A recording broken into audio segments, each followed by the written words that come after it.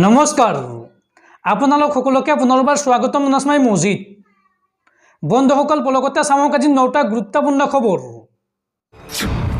প্ৰথমটো খবৰ 2024 লোকসভা নিৰ্বাচনৰ পূৰ্বে দল ত্যাগৰ ধুমুহাত বিধ্বস্ত অসম প্ৰদেশ কংগ্ৰেছ। গৌৰৱ গগৈৰ ঘনিষ্ঠ বন্ধু মানস বৰাসহ তিনিগৰাকী জ্যেষ্ঠ কংগ্ৰেছী নেতাৰ বিজেপিত যোগদান। লোকসভা নিৰ্বাচনৰ প্ৰাক মুহূৰ্তত অসম প্ৰদেশ কংগ্ৰেছ কমিটিত পদত্যাগৰ ধুমুহা। অন্তকণ্ডলত জৰ্জৰিত কংগ্ৰেছত ব্যাপক খহনীয়া। দল ত্যাগৰ ধুমুহাত বিধ্বস্ত প্ৰদেশ কংগ্ৰেছ। এইবাৰ একেলগে কংগ্ৰেছ দল ত্যাগ কৰি বিজেপিত যোগদান কৰিছে তিনিগৰাকীকৈ শক্তিশালী কংগ্ৰেছ নেতাই। কংগ্ৰেছ দল ত্যাগ কৰি বিজেপিত যোগদান কৰিছে প্ৰাক্তন মন্ত্ৰী অকণ বৰাৰ পুত্ৰ তথা অসম প্ৰদেশ কংগ্ৰেছ কমিটিৰ সাধাৰণ সম্পাদক মানস বৰাই।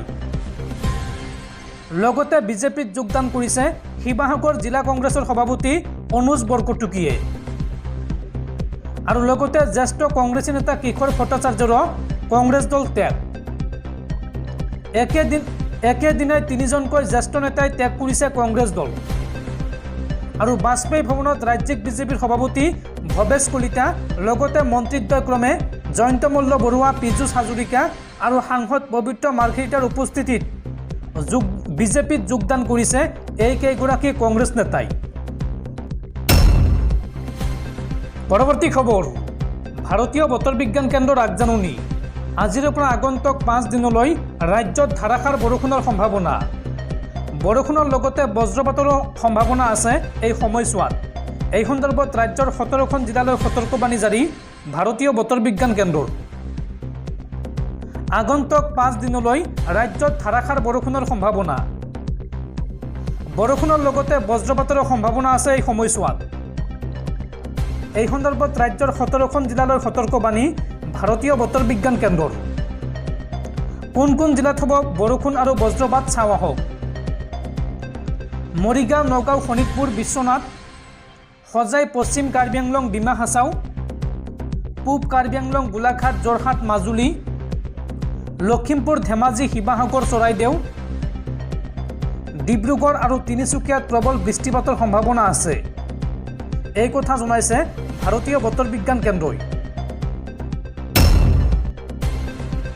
পৰৱৰ্তী খবৰ নিৰ্বাচন অনুষ্ঠিত হোৱাৰ পূৰ্বে নিৰ্বাচনত জয়লাভ বিজেপিৰ। অৰুণাচলত 10গৰাকী বিজেপি প্ৰাৰ্থীৰ বিনা প্ৰতিদ্বন্দ্বিতাৰে জয়লাভ। মুখ্যমন্ত্ৰীৰ পিছত এইবাৰ বিনা প্ৰতিদ্বন্দ্বিতাৰে জয়লাভ কৰিলে অৰুণাচলৰ উপমুখ্যমন্ত্ৰী চাওনা মেইনই। শেহতীয়াকৈ কংগ্ৰেছ প্ৰাৰ্থী বায়ামছ প্ৰিয়ে প্ৰত্যাহাৰ কৰে মনোনয়ন পত্ৰ আৰু তাৰ পিছতে এই পৰ্যন্ত 10গৰাকী বিজেপি প্ৰাৰ্থীয়ে বিনা প্ৰতিদ্বন্দ্বিতাৰে জয়লাভ কৰিছে অৰুণাচল প্ৰদেশত।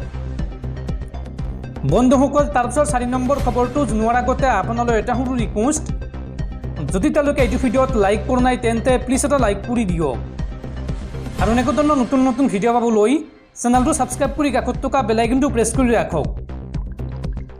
পৰৱৰ্তী খবৰ ইডি আৰু CBIক প্ৰচণ্ড ধমক কংগ্ৰেছ নেতা ৰাহুল গান্ধীৰ। এইবাৰ দেশত কংগ্ৰেছ চৰকাৰ আহিলে ইডি আৰু CBIৰ বিৰুদ্ধে কঠোৰ ব্যৱস্থা গ্ৰহণ কৰা হ'ব।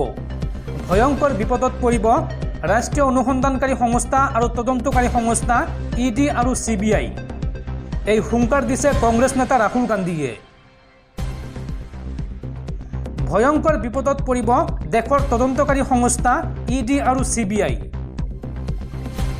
ইডি আৰু CBIক ৱাৰ্ণিং দি ছুপাৰ গ্যাৰাণ্টি কংগ্ৰেছ নেতা ৰাহুল গান্ধীৰ। ইডি আৰু CBI বাচি যাব নোৱাৰিব। যিদিনাই দেশত চৰকাৰ সলনি হ'ব, শাসনৰ পৰা বিজেপি আঁতৰিব, সিদিনে আমি একশ্যন ল'ম। এই মন্তব্য কংগ্ৰেছ নেতা ৰাহুল গান্ধীৰ। চৰকাৰ সলনি হ'লেই CBI ইডিৰ বিৰুদ্ধে ব্যৱস্থা লোৱা হ'ব। ইডি আৰু CBIৰ বিৰুদ্ধে এনেকুৱা ব্যৱস্থা গ্ৰহণ কৰা হ'ব যে ভৱিষ্যত আৰু কোনো সংস্থাই যাতে ভুল কৰিব নোৱাৰে। এই মন্তব্য কংগ্ৰেছ নেতা ৰাহুল গান্ধীৰ। পৰৱৰ্তী খবৰ আজি হৈছে মাৰ্চ মাহৰ অন্তিম দিন অৰ্থাৎ চলিত বিত্তীয় বৰ্ষৰ শেষৰটো দিন। কাইলৈৰ পৰা আৰম্ভ হ'ব এপ্ৰিল মাহ আৰু এপ্ৰিল মাহত দেশত 14 দিন বন্ধ থাকিব বেংক। বেংকলৈ যোৱাৰ পূৰ্বে চাই লওঁ আহক এই বন্ধৰ তালিকা। চলিত বৰ্ষৰ এপ্ৰিল মাহত দেশৰ বেংক কেইবাদিনো বন্ধ থাকিব। বেংকিং সেৱাসমূহ মাহত মুঠ 14 দিনৰ বাবে বন্ধ থাকিব। গতিকে প্ৰয়োজনীয় কামৰ বাবে বেংকলৈ যোৱাৰ আগতে বেংক কোনটো দিনত বন্ধ থাকিব জানি লওঁ আহক।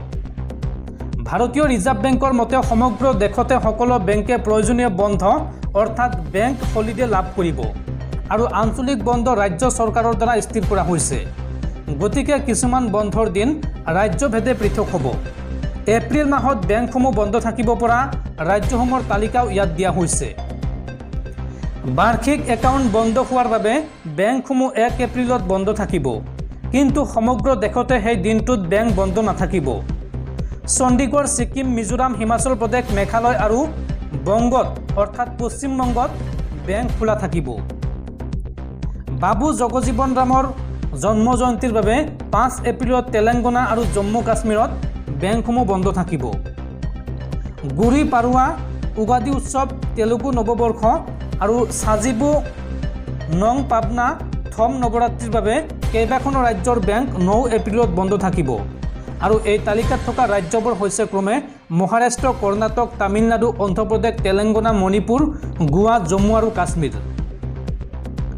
চেইৰাও বা বৈশাখী আৰু বিজু উৎসৱৰ বাবে ত্ৰিপুৰা, মণিপুৰ, জম্মু আৰু শ্ৰীনগৰত 10 এপ্ৰিলত বেংকসমূহ বন্ধ থাকিব। দ্বিতীয় শনিবাৰে অৰ্থাৎ বেংকসমূহ 13 এপ্ৰিলত বন্ধ থাকিব। লগতে বহাগ বিহু আৰু হিমাচল দিৱসৰ বাবে অসম আৰু হিমাচল প্ৰদেশৰ বেংকসমূহ 15 এপ্ৰিলত বন্ধ থাকিব। ৰাম নৱমীৰ বাবে গুজৰাট, মহাৰাষ্ট্ৰ, মধ্যপ্ৰদেশ, উৰিষ্যা, চণ্ডীগড়, অন্ধ্ৰপ্ৰদেশ, তেলেংগানা, ৰাজস্থান, উত্তৰ প্ৰদেশ, বিহাৰ, ঝাৰখণ্ড আৰু হিমাচল প্ৰদেশত 16 এপ্ৰিলত বেংকসমূহ বন্ধ থাকিব। আৰু এই বেংকসমূহ এই মাহত 5টা দেওবাৰে বন্ধ থাকিব। সেই দেওবাৰকেইটা হৈছে ক্ৰমে 3, 10, 17, 24 আৰু 31 এপ্ৰিলত বন্ধ থাকিব। অৱশ্যে এই সময়ছোৱাত বেংক বন্ধ থাকিলেও অনলাইন সেৱা সচৰাচৰ থকাৰ দৰেই অব্যাহত থাকিব। পৰৱৰ্তী খবৰ, চোৰাংচোৱাগিৰি আৰু বিৰোধীৰ ফোন টেপিং কৰি এইবাৰ জেললৈ গ'ল তেলেংগানা আৰক্ষীৰ এইগৰাকী প্ৰাক্তন ডিচিপি। শুকুৰবাৰে হায়দৰাবাদৰ আদালতে ফোন টেপিং গোচৰত তেলেংগানা আৰক্ষীৰ প্ৰাক্তন উপ আৰক্ষী আয়ুক্ত টাস্ক ফৰ্চৰ ৰাধা কিষাণ ৰাওক 14 দিনৰ ন্যায়িক জিম্মালৈ প্ৰেৰণ কৰে। বৃহস্পতিবাৰৰ পৰা জেৰা কৰাৰ পিছত শুকুৰবাৰে সন্ধিয়া আৰক্ষীয়ে তেওঁক দণ্ডাধীশৰ আগত হাজিৰ কৰোৱায়। উল্লেখযোগ্য যে অৱসৰৰ পিছত টাস্ক ফৰ্চত বিশেষ কৰ্তব্যৰত বিষয়া চমুকৈ OSD হিচাপে কাৰ্যনিৰ্বাহ কৰি আছিল ৰাধা কিষাণ ৰাওৱে। তেলেংগানাৰ বিৰোধী নেতা আৰু ব্যৱসায়ীৰ ফোন টেপ কৰাৰ গোচৰত গ্ৰেপ্তাৰ হোৱা 4ৰ্থজন আৰক্ষী বিষয়া হৈছে ৰাধা কিষাণ ৰাও। উল্লেখযোগ্য যে শেহতীয়া বিধানসভা নিৰ্বাচনৰ সময়ত কিষাণ ৰাওক নিৰ্বাচন আয়োগে পদৰ পৰা অপসাৰণ কৰিছিল। ফোন টেপিঙৰ গোচৰত DSP SIBD প্ৰণীত ৰাওক গ্ৰেপ্তাৰ কৰাৰ পিছত ফোন টেপিঙৰ এই বিষয়টো পোহৰলৈ আহে। প্ৰমাণ নষ্ট কৰাৰ অপৰাধত প্ৰণীত ৰাওক 13 মাৰ্চত গ্ৰেপ্তাৰ কৰা হৈছিল। বিধানসভা নিৰ্বাচনত BRSৰ পৰাজয়ৰ পিছত তেওঁ 50টা হাৰ্ড ড্ৰাইভ ধ্বংস কৰাৰ লগতে ডাটা ডিলিট কৰাৰ অভিযোগ উত্থাপিত হৈছে। প্ৰণীত ৰাওৰ জেৰাৰ সময়ত সংগ্ৰহ কৰা তথ্যৰ ভিত্তিত আৰক্ষীয়ে বিশেষ চোৰাংচোৱা ব্যুৰোৰ প্ৰাক্তন মুৰব্বী প্ৰভাকৰ ৰাওকে ধৰি অন্যান্য বিষয়াৰ চৌহদত তালাচী চলায়। প্ৰভাকৰ ৰাও আৰু কিষাণ ৰাওক বিচাৰি নোপোৱাৰ বাবে আৰক্ষীয়ে পত্ৰ প্ৰদান কৰে আৰু বৃহস্পতিবাৰে কিষাণ ৰাও তদন্তকাৰী সংস্থাৰ সন্মুখত হাজিৰ হোৱাৰ সময়ত প্ৰভাকৰ ৰাওৱে চিকিৎসাৰ বাবে আমেৰিকাত আছে বুলি জানিবলৈ দিয়ে। একেটা গোচৰতে যোৱা 23 মাৰ্চত আৰক্ষী বিষয়া বুজংগা ৰাও আৰু হায়দৰাবাদ নগৰ আৰক্ষী ত্ৰিউপথানাৰ নগৰ নিৰাপত্তা শাখাৰ অতিৰিক্ত আৰক্ষী উপায়ুক্তক গ্ৰেপ্তাৰ কৰা হৈছিল আৰু পিছদিনা আদালতে তেওঁলোকক ন্যায়িক জিম্মালৈ প্ৰেৰণ কৰে।